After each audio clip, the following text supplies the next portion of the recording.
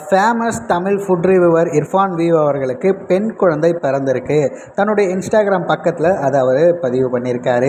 இந்த இர்ஃபான் வீவ் யார் அப்படின்னு சொல்லி பார்த்தீங்கன்னா, ரோட்டு கடையிலேருந்து 5 ஸ்டார் ஹோட்டல் வரைக்கும் எந்த கடையாக இருந்தாலும் போய் எளிய மக்களுக்கு பிடிக்கிற மாதிரி அவங்க என்ன ரியாக்ட் பண்ணுவாங்களோ இந்த உணவை சாப்பிட்டா அதை அப்படியே ரியாக்ட் பண்ணி லைவாக மக்கள்கிட்ட கொண்டு போக அவரும் அதே அளவிற்கு மக்களிடம் கொண்டு போயிட்டார். அதனால் யூடியூப் மட்டும் இல்லாமல் ஃபேஸ்புக்கிலும் அவர் ஒரு மிகப்பெரிய ஃபேமஸான ஒரு நபராக மாறி இருந்தார். கண்டிப்பாக இர்ஃபான் வீவ்னா எல்லாருக்குமே தெரிகிற அளவுக்கு அவர் இப்போதைக்கு வளர்ந்துருக்காரு.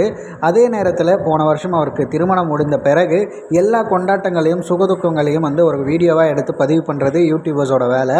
அதே மாதிரி அவங்களுடைய மனைவி கர்ப்பமாக இருக்கிறதையும் பதிவு பண்ணார். அதனோடைய சேர்த்து அது என்ன குழந்தை அப்படிங்கிறதையும் தெரிஞ்சுக்கிறதுக்காக வெளிநாடு போய் அந்த விஷயத்தை அவர் பண்ணியிருந்தார். அவருக்கு இந்த நாட்டோட சட்டத்திட்டங்கள் தெரிஞ்சாலும் கூட அங்கே இருந்து வீடியோவை எடுத்து இங்கே அவர் ரிலீஸ் பண்ணது மிகப்பெரிய ஒரு பிரச்சனையாச்சு.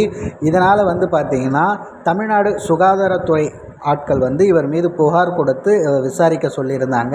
இதனால் அந்த வீடியோ தொடர்பாக விளக்கம் கேட்ட உடனே இர்ஃபான் அவருடைய பக்கத்தில் மன்னிப்பும் கேட்டுட்டு அந்த வீடியோவை டெலீட்டும் பண்ணியிருந்தார். இப்போ அவர் குக் வித் கோமாளியில் ஒரு போட்டியாளராக இணைந்து சமையல் செய்துக்கிட்டு இருக்காரு.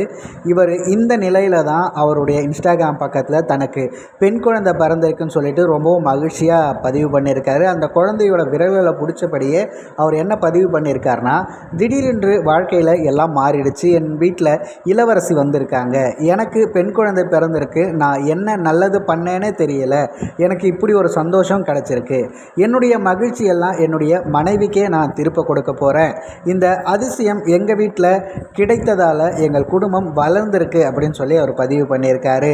அவர் போட்ட இந்த போஸ்ட்டுக்கு போட்ட சில மணி நேரத்திலே எக்கச்சக்க வாழ்த்துக்கள் குவிஞ்ச வண்ணம் இருக்குது. அந்த வகையில் நம்ம பேஜ் சார்பாகவும் அவருக்கு ஒரு ஹாப்பி அண்ட் கங்க்ராச்சுலேஷனை சொல்லிக்கிறோம்.